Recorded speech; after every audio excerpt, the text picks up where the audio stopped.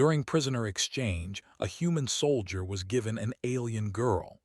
Captain Luke Mason stood on the bridge of the human transport ship, looking out into space. The stars were calm and silent, but his mind was anything but. Today was the day of the prisoner exchange with the alien coalition. It was supposed to be a simple operation, but Luke had learned long ago that nothing involving aliens was ever simple. "All systems ready, Captain," said Lieutenant Amy Brooks, standing beside him. She was young but careful and smart. Her eyes scanned the monitors, checking for any unusual signals. "Good," Luke replied. "We can't afford any mistakes. Remember, this is just an exchange. No tricks." They had brought several captured alien officers back from a recent skirmish near the edge of the human frontier. The aliens, in return, had promised to release human prisoners. It was a formal agreement, but the tension was high. The alien coalition had a reputation for clever tricks, and humanity could not risk being caught off guard. The transport ship approached the neutral zone, a small area of empty space between human and alien territory. Sensors detected the alien ship waiting ahead, large and gray with an unusual shimmer that reflected the starlight. Luke felt a pang of unease. The ship was unlike any he had seen before. "All communication channels open," Amy reported. "We are clear for the exchange." "Good." "Send the signal," Luke said. Seconds later, a calm, hollow voice came from the alien ship. It spoke a language no human could understand at first, but the translators worked quickly. "Prisoners ready for transfer," the message said. The air on the bridge felt heavy. Luke knew that every decision he made in the next few minutes could change the course of his career, or worse. The exchange began. The human prisoners appeared in a secure holding area, escorted carefully by the aliens. Luke watched them closely. Some were weak and tired. Others looked angry but relieved to see fellow humans. Then the alien officers that humans had captured were released from their cells. Luke's team escorted them back to their ship. It was routine, almost too easy. He could not shake the feeling that something was wrong. Finally, a small airlock opened on the alien ship. A single figure floated out, carefully restrained by light force fields. Luke frowned. She was not an adult. She appeared to be a young girl, perhaps no older than 14. Her skin was pale green and her large eyes reflected the cold starlight. She did not struggle, but her body was tense and her eyes were wide with fear. "What is this?" Luke asked aloud. He looked at Amy. She looked as shocked as he felt. She doesn't look like a soldier," Amy said quietly. The alien translator crackled. The message was simple. "She is yours," it said. "Human soldiers take her." Luke felt a chill. This was not part of the agreement. Humans were supposed to receive prisoners of war, adult officers or soldiers, not a child. "Report this to command," Luke said. He gestured to Amy. "But for now, we take responsibility. We cannot leave her here." As the girl was brought onto the human ship, she trembled. Luke stepped forward. He tried to give a calm voice. "It's okay," he said. "We won't hurt you. I'm Captain Luke Mason." The girl looked at him but did not speak. Her eyes darted around the room, taking in the humans, the bright lights, the strange machines. Luke noticed her hands were bound lightly, not harshly, but enough to show she had been treated like a prisoner. "Get her to the medical bay," Luke ordered. "Make sure she is safe and checked for injuries." Amy followed Luke as they escorted the girl. She whispered, "Captain, do you think this is a trap?" "Maybe," Luke replied. "But we treat her like a person first. If she's a trap, we deal with that later." In the medical bay, the girl was examined. Her body was small and frail, and she had several bruises on her arms and legs. She flinched at every touch but did not cry. The medical officer, Lieutenant Rick Davis, looked up at Luke with concern. "She's been through something bad," Rick said. "Maybe imprisonment, neglect. Nothing life-threatening, but her mental state, she's scared." "Can she communicate?" Luke asked. "We're trying. Her language is unusual. Translators are picking up small words, but she doesn't know human speech." Luke knelt down slightly to be at her level. "It's okay." "You are safe now," he said. He held his hands open. "We won't hurt you, do you understand?" The girl's eyes widened. She hesitated, then nodded slightly. It was the first sign of trust she had shown. Luke smiled softly. "Good," he said. "That's a start." Over the next few hours, the girl explored the medical bay carefully. She touched the instruments, looked at the walls, and occasionally peeked at the humans working. Luke noticed she avoided direct eye contact with anyone for long, a sign of fear and caution. Amy stayed close to Luke. "Captain, what do we tell the command? They will want to know why we received a child instead of prisoners." "Tell them exactly what happened," Luke said. "The aliens gave her to us. We did not ask. We did not steal her. We protect her and we document everything. If this turns out to be a trap, we deal with it then." The girl remained silent. Her large eyes followed Luke as he moved around the room. He noticed the way she flinched at sudden noises, the way she seemed ready to flee at any moment. It was clear she had been trained to fear. "What's her name?" Amy asked. "We don't know," Luke said. He crouched near the girl again. "Can you tell us your name?" The girl hesitated. A strange sound came from her throat. The translator beeped and produced a single word: "Sira." "Sira," Luke repeated. "That's your name," she nodded slowly. It was the first connection. Luke felt a sense of responsibility settle over him. This was no longer just an operation or a mission. This was a life he had to protect. Later in the captain's quarters, Luke reviewed the records of the prisoner exchange. He noted the names of the humans returned safely. He also wrote down every detail about Sira, her appearance, and the circumstances of her transfer. The aliens had not explained why they gave her away. There was no note, no demand, just a simple transfer. Amy joined him. "Captain, why would they give us a child?" she asked. "Is she important?" Luke shook his head. "Maybe they wanted to insult us. Maybe they want us to make a mistake. Or maybe she is important in ways we don't understand yet. Either way, we treat her right. Humans don't leave children to suffer." The hours passed slowly. The girl, Sira, remained quiet, mostly watching. She refused food at first, but eventually small bites of synthetic nutrition were accepted. Luke sat nearby, talking softly about small things: the stars, the human ships, life aboard the transport. Little by little, she listened. For the first time, Luke saw her relax slightly. Her shoulders dropped and she even smiled, a tiny, nervous smile. It was not much, but it was progress. Later that night, Luke walked to the observation deck. He looked out at the alien ship in the distance, now moving away from the neutral zone. The stars stretched endlessly and he felt the weight of responsibility pressing down on him. Sira's life was now in human hands, and he could not afford to fail her. Not now, not ever. "We'll protect you," he whispered to the empty room.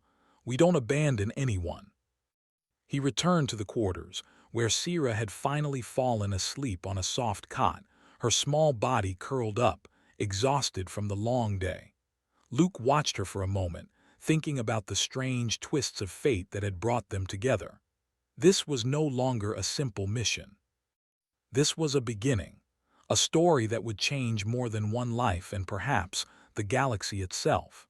As the ship drifted through the quiet void, Luke knew the hardest part was just beginning. The girl, the alien empire, the humans, all their paths were now tied together in ways he could not yet imagine. And somewhere deep inside, he wondered what secrets the aliens had tried to hide, and what surprises this small, frightened girl might bring the next morning. Captain Luke Mason woke early. The ship was quiet, except for the soft hum of the engines. He walked to the medical bay where Sira had slept. She was awake now, sitting on the cot, her small hands folded in her lap. Her eyes followed him carefully, full of caution and curiosity. "Good morning, Sira," Luke said softly. "Did you sleep well?" Sira shook her head slightly and whispered a sound that the translator picked up as not much. Amy Brooks entered behind him. "She needs time," she said. "She's been through a lot, it's normal." "I know," Luke replied. He knelt to be at her level. We're not going to hurt you. You are safe here." Sierra's eyes lingered on his face. For the first time, Luke thought he saw a spark of trust. She moved closer, but only slightly, keeping a careful distance. While she was watched and cared for, the ship continued its journey to human space. The crew worked in silence, some still uneasy about the unexpected prisoner. Rumors spread quietly through the ship. Officers whispered to each other, questioning why the aliens would give them a child. Was it a trick, a threat, or something else entirely? In the science lab, Lieutenant Amy Brooks helped set up a small translator for Sierra. The device could detect subtle sounds from her language and convert them into simple human words. The first attempts were slow. Sierra barely spoke and the words were fragmented. "Hello, Sierra," she finally said, her voice trembling. "That's right," Amy encouraged. "Your name is Sierra, you are safe." Sierra looked down. She touched the translator lightly, then withdrew her hand quickly. Luke noticed she flinched at every sound. The girl had been trained to fear, and every movement felt dangerous to her. "She's scared of everything," Amy said quietly to Luke. "How do we help her?" "We show her humans are different," Luke said. "We don't raise our voices. We don't force her. We let her see that we care." Over the next few days, Sierra began to explore the ship slowly. Luke assigned a small room for her, close to the medical bay, and filled it with soft lights and quiet corners. She avoided the crew at first, watching them from a distance. She refused to eat in front of anyone, but would take food if Luke or Amy offered it gently.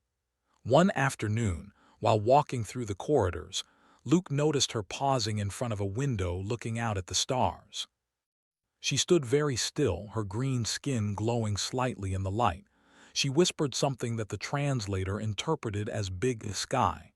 "Yes, it's big," Luke said, "but it's safe. You don't have to be afraid of the stars." Sierra tilted her head as if trying to understand. She took a small step closer to the glass. For a moment, Luke saw a flicker of wonder in her eyes, a feeling he had never seen in her before.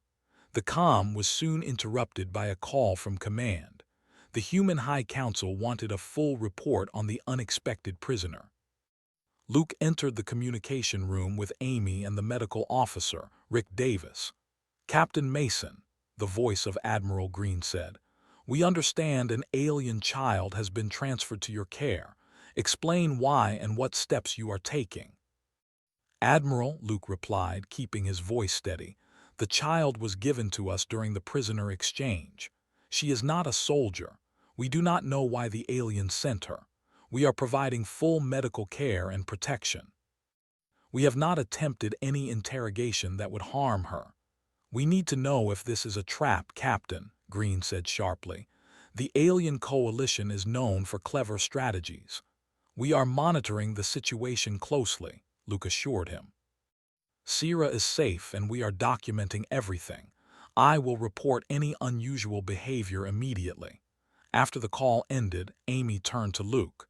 "Do you think they gave her to us to insult humanity, or is there something more?" "Maybe both," Luke said. "We have to prepare for all possibilities, but for now we treat her like a human being. That's more important than anything else." Sierra began to communicate more each day. The translator helped her speak short sentences. She told them her name, where she came from, and small details about her life. She avoided speaking about her family or her people at first. Luke noticed her eyes darken when the translator tried to ask about her past. "She remembers something painful," Rick said. "We shouldn't push her." One evening, Sierra walked up to Luke on the observation deck. She had a small smile, barely visible, but it was enough to show trust. She pointed to a star and whispered, "Home." "Not yet," Luke said gently, "but you are safe. You can call this ship home for now." Sierra nodded and stayed by his side. For a while, they watched the stars together in silence. Luke realized that this small act of kindness was changing her. She was learning slowly that not all beings wanted to harm her. The next challenge came when the crew began to argue. Some officers questioned why they were caring for an alien child. "She is not our problem," one officer said. We risk our mission and our lives for her. She is a life, Luke replied firmly. If we ignore her, we lose our humanity. Remember why we fight in the first place. We protect life, not just territory. The argument ended, but tensions remained. Luke understood that taking care of Sira would not be simple.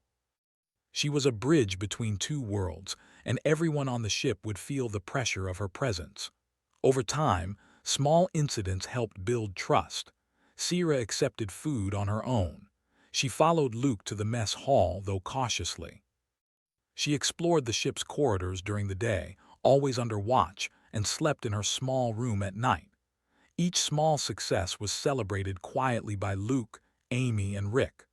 One day, while checking the ship's sensors, Luke noticed a signal from the alien coalition. It was not a threat but a warning. The aliens demanded that Sira be returned immediately. They called her a stolen asset. They want her back, Amy said, frowning. What do? We document everything, Luke replied. She is safe with us. We do not return a child to harm. That is not humanity. Sira overheard the conversation. She looked at Luke, fear in her eyes. She whispered to the translator, danger. Maybe, Luke said softly, but you are safe with us. I promise. No one can hurt you here. As the days passed, the story of the alien girl reached the bridge of the ship. She began to ask small questions about humans. Food, she asked. Sky, big. Yes, Luke said with a small smile. You will learn many things here. Humans are not all the same, but we try to do what is right. Sira also began to respond with small gestures. She held out her hand to shake Luke's, and he gently took it. She smiled, a little more openly. It was a fragile trust, but it was there. Then something surprising happened. Sira touched the ship's computer terminal and tried to use it. She typed strange symbols that the human computer could not read. Amy and Luke exchanged a look. The girl had intelligence far beyond her age. She was learning quickly. She is smart, Amy said quietly. Maybe she was underestimated by her people. Maybe, Luke agreed. And we have to respect that. She is not just a prisoner, she is an individual. The next day, a minor crisis hit the ship. A small meteor storm passed nearby. Alarms sounded and the crew rushed to their stations. Sira panicked and tried to hide. Luke quickly went to her side and took her hand. Stay with me, he said firmly. We will be safe. Hold my hand and don't let go. She did, and together they waited for the storm to pass. Once it was over, she clung to him tightly, a rare show of emotion. Luke felt a strange mixture of pride and responsibility. She was learning trust, even in danger. As the ship continued its journey, the relationship between Luke and Sira grew. She learned words, gestures, and the small kindnesses of humans. She began to laugh softly at small jokes, and occasionally she tried to mimic human expressions. Luke knew that the challenge ahead would be greater. The alien coalition would not forget their loss. Threats would come, but for now they had small victories. They had trust, and they had the beginning of friendship. Sira, once a frightened and silent prisoner, began to see that humans could be gentle, protective, and fair. She also began to wonder why the aliens had treated her so poorly. Luke promised himself that one day they would discover the full truth. For now, they focused on the small things, learning, caring, surviving, and building a bond that neither time nor war could easily break. And somewhere deep inside, Luke felt that this small girl, this unexpected gift, would change not only his life but the lives of everyone around her. The human ship sailed on, carrying a fragile peace, a new friendship, and the hope that even the smallest acts of care could reshape the galaxy. Weeks had passed since the prisoner exchange. Captain Luke Mason had grown used to Sira's presence on the ship. She no longer flinched at every movement and her small smile appeared more often.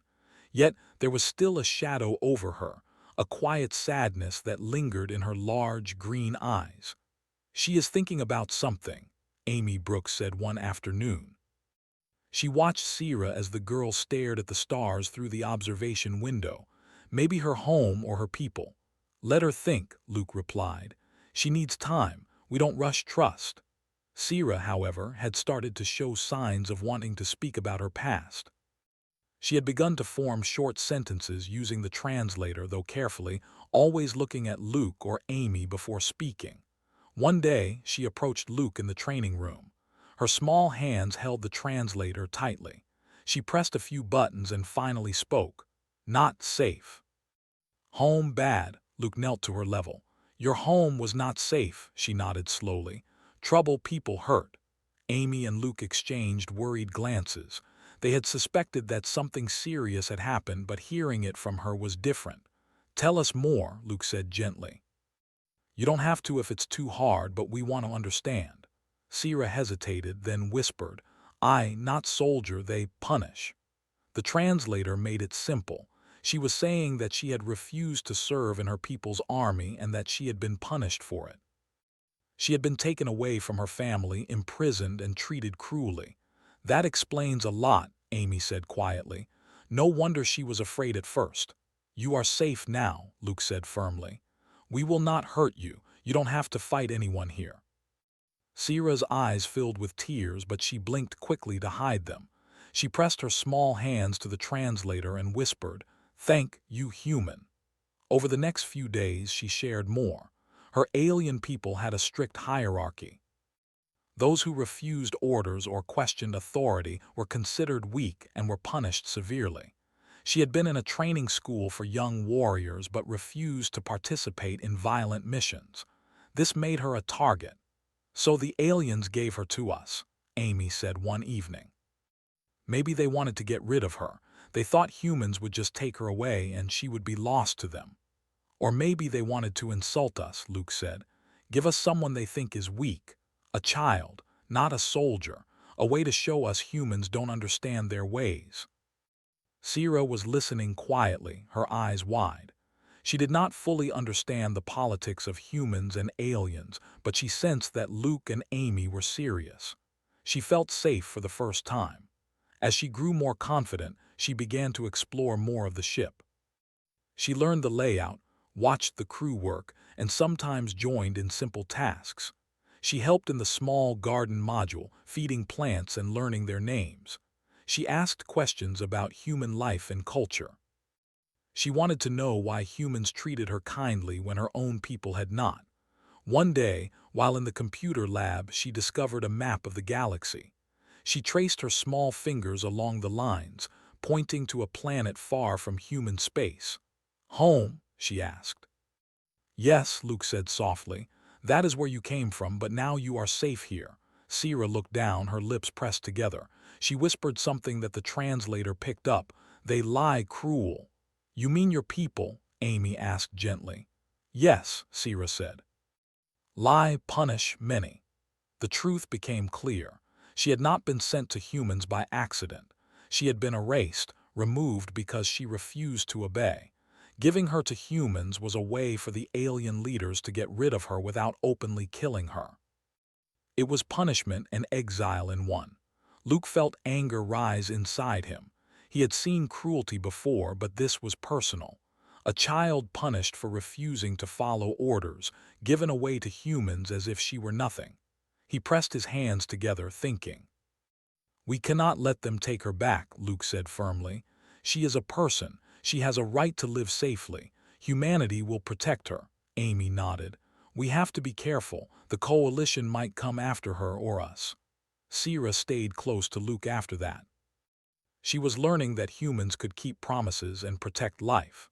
She began to smile more often, though carefully, and even laughed a few times at small jokes Amy made. She was learning that safety was not a lie. Humans did not punish her for refusing or being different. Then the alien coalition made their first move. A small patrol ship appeared near the human vessel. Sensors detected that it was observing them, but it did not attack. A warning signal came through the communication channels. Return the alien girl immediately, the voice said, or face consequences. Luke listened and then shut the channel. He turned to Amy and Rick. We do not return her. She is not a prisoner of war. She is a child. We protect her. They may attack, Amy said. We are outnumbered. "Let them try," Luke replied. "We are not giving up life for politics." Sira heard the conversation and pressed close to Luke. She whispered into the translator, "Danger real." "Maybe," Luke said, "but we are together. I will not let anyone hurt you." Over the next days, the tension increased. The crew trained for possible attacks, but Luke also made sure Sira continued to learn and grow. She learned basic human words, how to eat, how to move safely around the ship. She even learned simple games and puzzles. Each small step was a victory, a sign that humanity could nurture rather than destroy. One evening, while they were in the observation deck, Sira looked up at the stars. She whispered, "Home lost." "Not lost," Luke said gently. "You will always have a home here. We are your family now." Sira's eyes filled with tears.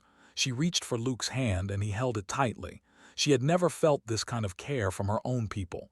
She had been punished, ignored, and forced to obey. Here she was safe. Here she was respected. The alien coalition did not stop their warnings. Communications continued, each message more urgent and threatening. But humanity refused to back down. Luke documented every interaction, every threat, every small act of cruelty from the aliens.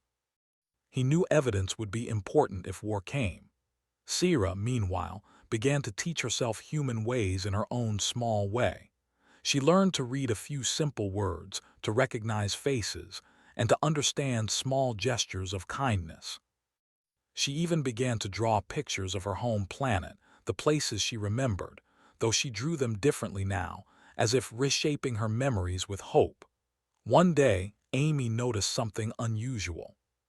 Sira was listening to the ship's security logs carefully, not out of curiosity but with understanding. She asked questions about patrol routes, alien communications, and signals. She was learning quickly, perhaps faster than expected. "She's intelligent," Amy whispered to Luke. "Much more than we realized." "I know," Luke said quietly, "and that intelligence is why her people punished her. She questions orders, thinks for herself." As the days turned into weeks, the bond between Luke and Sira grew stronger. She began to call him by his name, and he responded with patience and care. She learned small words to describe feelings, and he always listened, never forcing answers. Then came the day that changed everything. Sira spoke of a name she had been afraid to say, her family. The translator picked up, "Mother, father." "You can tell me," Luke said softly. "We are listening." She hesitated, then whispered, "Gone, they punish me." Luke felt a heavy weight. She had lost not only her freedom but also her family. The cruelty of her people was complete. Yet here she was, alive, protected, and slowly learning trust. "We will be your family now," Luke said firmly. "You are not alone." Sira looked up at him, her eyes glistening. She whispered, "Human, protect me." "Always," Luke promised. "We will protect you no matter what." The alien coalition continued to observe from a distance, sending threats and warnings. But humanity stood firm. They had chosen to protect life, to value trust over politics, to respect an individual for who she was. Sira's presence was already changing the ship. The crew, once divided, began to see that protecting her was not a burden but an honor. She represented more than one life. She represented humanity's principles and the potential to influence the galaxy through compassion and courage. And as she looked up at the stars each night, she realized that while she had lost her old home, she had found something else: hope. Hope in humans, hope in kindness, and hope in herself. Luke watched her quietly, knowing the real test was still ahead. The alien coalition would not let her go without a fight. But he also knew something else. Sometimes, courage and care were stronger than fleets, and trust was a weapon no enemy could easily break. The journey was far from over, but for now, a small alien girl had begun to heal, and a human captain had begun to see the power of simple kindness in a universe full of war weeks turned into months, and Sira grew stronger and more confident. She walked the ship without fear, helped in small tasks, and even played simple games with the crew. The humans had come to care for her deeply, and she had learned to trust them completely. She still remembered the cruelty of her own people, but she now saw that not all beings were the same. One day, Luke called her to the observation deck. She looked out at the stars, her small hands resting on the glass. "Sira," Luke said gently, "do you want to see something?" She nodded slowly, her eyes curious. Luke pointed to a distant planet on the star map. "That is one of the worlds under the alien coalition. Many people there suffer like you once did. We cannot help all of them yet, but maybe we can start small." Sira tilted her head. She did not fully understand, but she felt hope. She pressed a small hand to the translator and whispered, "Help others." "Yes," Luke said. "We help those who cannot protect themselves. That is what humans do." The idea stayed with Sira. She began asking questions about the galaxy, the alien coalition, and humans. She wanted to know why humans valued life over orders, why they helped those who were weak, and why they refused to punish those who disobeyed. Each answer was a lesson, and she absorbed them quickly. As the ship moved closer to human space, a new message arrived from the alien coalition. It was harsh and threatening. "Return the girl immediately. Failure will bring war." Luke read the message aloud to the crew. "We will not return her. She is not property. She is a person. Humanity protects life." The officers murmured, some nodding, some looking worried. The threat of war hung in the air, but Luke's voice was steady. He had made the choice. Humanity would not bend to cruelty. Sira had been listening. She pressed her small hands together and whispered, "They angry." "Yes," Luke said, "but we are not afraid, we protect you." This simple promise strengthened her courage. She began to speak more openly with the crew, using the translator to ask questions, share thoughts, and even offer ideas. She had intelligence and understanding far beyond her years, and the humans began to see her as more than a child. They saw her as a person with wisdom and insight. One afternoon, a meeting was called on the bridge. Representatives of several nearby human colonies joined via hollow communication. The alien coalition had sent rumors about the human theft of a young alien, and tensions were rising. Luke explained the situation clearly. "We did not take her," he said firmly. "She was given to us. She is a child, and we will protect her. Humanity values life. We do not return those who are in danger." Sira watched from the side, quiet but attentive. She realized that humans could speak and act in ways that inspired respect. She began to feel pride in being protected by them. Some of the alien worlds listening to the meeting started to question their leaders. Whispers spread. Why punish a child? Why call humans thieves when they only protect life? The coalition's control was not absolute, and the story of the alien girl began to weaken their influence. Sira began to play a small but important role. She was no longer silent or afraid. She spoke to the humans about what she had seen, what she had endured, and what she knew about the alien coalition's methods. Her words were simple but honest and powerful. "They hurt many," she said. "We protect good." The humans understood. Her voice, fragile but determined, carried weight. The story of her suffering and humanity's protection spread quietly through channels monitored by other alien worlds. Curiosity and admiration followed. Some worlds began to consider breaking away from the coalition. The coalition noticed the shift. They sent envoys demanding that Sira be returned, warning of dire consequences. Luke refused. Humanity would not hand her over. He documented each threat carefully, building a record of cruelty, lies, and intimidation. Sira listened to each message. She learned about diplomacy, strategy, and the strength of kindness as a tool. She was learning quickly that courage was not always about fighting. It could be about standing firm and protecting what was right. As tensions rose, Luke called a meeting with his senior officers. "We prepare for any attacks," he said, "but we also continue to protect life. This girl is more than a prisoner. She is a symbol. Humanity cannot lose sight of our values." Sierra, seated quietly nearby, pressed her small hands together. She felt the responsibility of being watched by so many, but she also felt hope. Humans trusted her. She trusted them, and that trust gave her strength. Over the following weeks, the humans encountered minor patrols from the coalition. There were tense moments and alerts, but no direct attacks. Each incident reminded them that the alien leaders were watching, and that patience and careful strategy were important. Sierra continued to grow in confidence.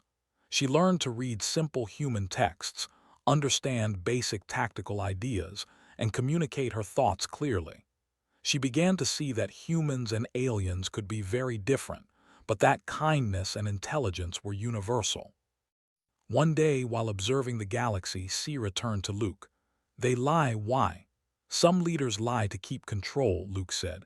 "They are afraid of those who think for themselves. You saw this when they punished you. It is wrong, but it happens." Sierra pressed her small hands to the translator. "We stop help. We try," Luke said. "We do what is right, that is enough.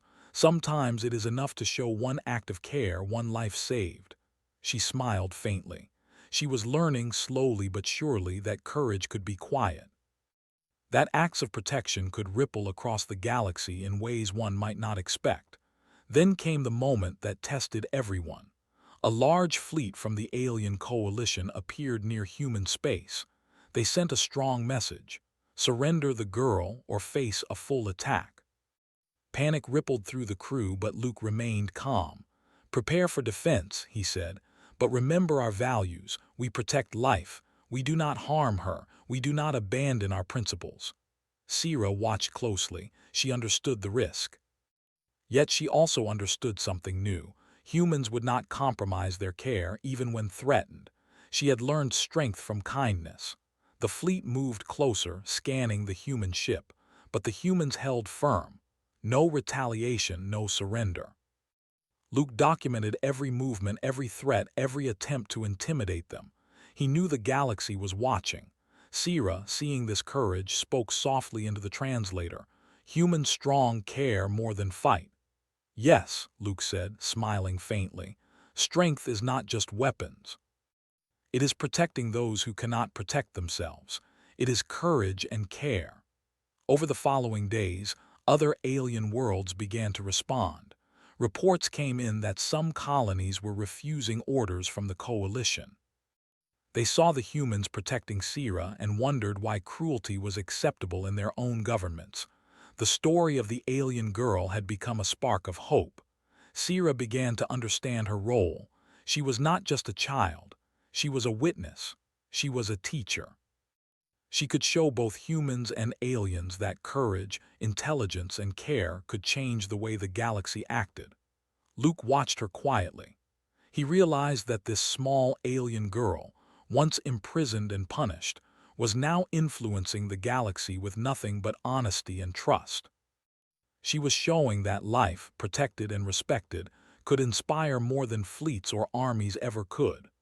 One evening, as the ship drifted near human space, Sierra sat with Luke on the observation deck. She traced her fingers along the glass, watching stars flicker. "We help many," she whispered.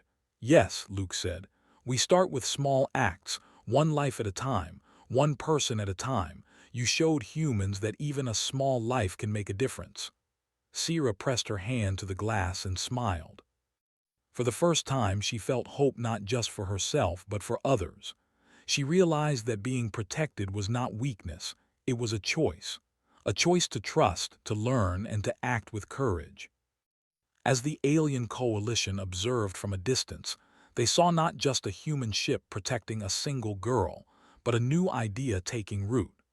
Humanity's way, their refusal to abandon life, their care, and their patience, was becoming a quiet but powerful force in the galaxy. Sierra looked at Luke. "We change." "Yes," he said. "Sometimes change begins small. Sometimes it begins with a single act of care. You are part of that change now. Never forget it." And as the ship moved forward, carrying a small alien girl who had once been punished and forgotten, the galaxy began to notice something important. Humanity's strength was not only in weapons or fleets, but in the courage to protect life, to stand firm, and to act with kindness. Sira had come into their lives as a prisoner, but she was leaving as a symbol. And she knew that together, humans and those who chose courage over cruelty could make the galaxy a better place. One small act at a time. The alien coalition's fleet had gathered near the edge of human space. Sensors showed dozens of ships, some massive, some small, all moving with precise coordination. They demanded that humanity surrender Sira, warning of war if their orders were ignored. The message was clear. This was the final chance. Captain Luke Mason stood on the bridge of the human ship. The crew was tense, but he kept his voice calm.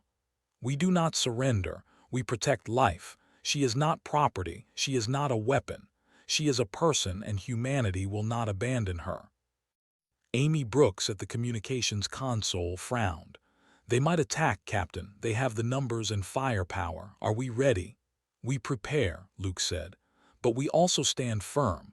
Remember what we fight for. Humanity is stronger than fleets when we protect what is right." Sira stood nearby, watching quietly. She had grown confident, learning to speak and understand more of human ways. She had even begun giving suggestions about minor tactical decisions, though carefully. Her small green hands rested on the console as she said, "Wrong. We protect strong." Luke smiled faintly. "Yes, you are right. Courage and care can be stronger than fear." The alien fleet moved closer. Communication channels opened and a high-ranking envoy spoke. The voice was sharp and threatening. "Return the girl now or face destruction. Your choices are clear," Luke replied, calm and firm. "We will not return her. You sent her to us. She is a child. We protect life. That is the way of humanity." A pause followed. It was clear the envoy had not expected such defiance. The fleet hesitated, scanning, waiting for a human response. Sira stepped forward slightly, her translator capturing her words. "We show care. Humans not lie, help protect." Amy whispered to Luke, "She's speaking to them." "Yes," Luke said. "Let her." Sometimes courage speaks louder than weapons. The alien ships seemed to pause. They had never encountered a race that refused to obey under threat, that valued life over orders. For the first time, doubt flickered in their minds. Luke addressed the fleet. "Look at her. See a child who has suffered. Humanity protects life. She is not a prize, she is not property. We do what is right even when it is hard." Sira's words, combined with Luke's calm authority, reached more than the fleet. Hidden channels picked up by other alien worlds began to circulate the story. A human ship protecting a child from a cruel empire, refusing threats, standing firm in values and care. Some of the alien worlds began to question their leaders. Whispers spread. Why punish a child? Why threaten humans who only protect life? The coalition's control weakened quietly, and the influence of humanity's principles began to grow. The tension continued for hours. Small scouting ships from the coalition moved closer, testing the human ship's defenses. Luke ordered readiness, but no attack was made. The aliens were uncertain. They had never faced such defiance without direct retaliation. Sira, watching carefully, whispered to Luke, "We strong together, care strong." "Yes," he said, "strength is not just weapons. It is protecting those who cannot protect themselves." Suddenly, one of the coalition's ships broadcasted a message. "Why do you protect her? She is insignificant." Sira's eyes widened and she spoke slowly into the translator. "She not small. Life matter. Care stronger than fear." The message stunned the coalition. Their leaders had never considered that protecting life could be a form of power. They had relied on fear, punishment, and obedience, but humanity showed something different: courage and care as a force of change. Small incidents began to occur. Minor communication disruptions, intercepted messages, and hesitation in the coalition fleet revealed doubt. Other alien worlds began to question whether obedience to the Empire was right. Some worlds refused to attack, and a few even withdrew from coalition control quietly. Luke watched all this unfold. Humanity had chosen to protect a single life, and that choice was reshaping the galaxy in subtle but powerful ways. Sira, emboldened, spoke again. Humans care, brave, protect, many help. Yes, Luke said. Your courage matters, your life matters, you show them what is right. The coalition's envoy returned with an ultimatum, more threatening than before. Surrender the child immediately or all will be destroyed. Luke shook his head. We do not surrender. We fight without abandoning what is right. You cannot force us to harm life. Suddenly, several alien worlds sent messages of support to humanity. They had observed the actions of Luke, the crew, and Sira. They called for peace, understanding, and protection of life. The balance of power began to shift. The coalition, once absolute, now faced doubt among its own ranks. Sira, small but determined, spoke clearly into the translator. We not afraid. We protect together. Her words echoed through the ship and beyond. The courage of a child, combined with the steadfastness of humans, inspired more than hope. It created action. Some coalition leaders, realizing the risk of losing their influence, hesitated and withdrew their fleets. Others sent messages of compromise, asking for negotiation instead of war. Luke remained calm. He had prepared for combat, but he hoped for peace. We protect life. That is our way. We do not need to destroy others to save her. Sira smiled faintly. She had learned that courage and care could change the galaxy without firing a weapon. She had seen that even one life, protected and respected, could inspire hope and action across the stars. After tense days, the coalition agreed to halt further attacks. The story of the alien girl, once a prisoner, had become a symbol. Humanity's courage, patience, and care had influenced the galaxy more than any fleet could. Sira stood with Luke on the observation deck looking at the stars. We safe? She asked. Yes, Luke said. We are safe. We did what was right and the galaxy is listening. Your life, your courage changed many things. I learn human strong, Sira whispered. Yes, Luke said. Humanity is strong when we care, and you taught us that too. You showed us that protecting life is power. As the ship continued toward human space, other colonies began to reach out. Some asked for help, inspired by the example of humanity and the courage of a small alien girl. Luke realized that one act of care had become a spark for change in the galaxy. Sira's past, full of cruelty and punishment, had shaped her, but her future was now full of hope. She had learned to trust, to act with courage, and to understand that kindness could be a force stronger than fleets. Luke watched her carefully. He knew that she would continue to grow, to learn, and perhaps one day, to help others across the stars. Humanity had protected her, but in doing so, she had also protected a principle greater than any weapon, the belief that life matters. Months later, Sira was officially recognized as a free individual. She could choose her path, and she chose to stay among humans, learning and sharing knowledge. She had become a symbol not only to humanity, but also to other worlds. Courage, trust, and protection could change even the hardest hearts. The alien coalition, weakened by doubt and internal dissent, had begun to fracture.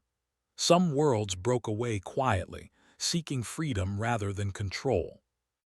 The galaxy had seen that strength was not only firepower, but courage, care, and the protection of those who cannot protect themselves.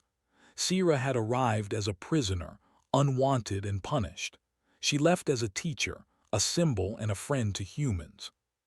She had changed the lives of Luke, the crew, and the galaxy itself. Luke stood with her one last time on the observation deck, watching the stars. You did well, he said softly. Your life, your courage made a difference. Sira smiled faintly. She had learned much.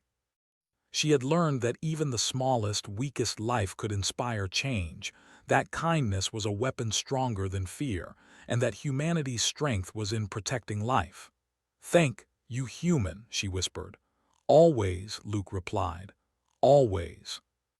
And as the human ship sailed onward through the galaxy, carrying a child, a story, and a lesson, the universe began to understand something important.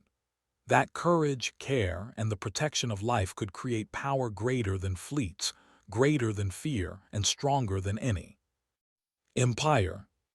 In the quiet of space, a small alien girl and a human captain had shown the galaxy what true strength meant, and the echo of that choice would ripple across worlds for generations to come.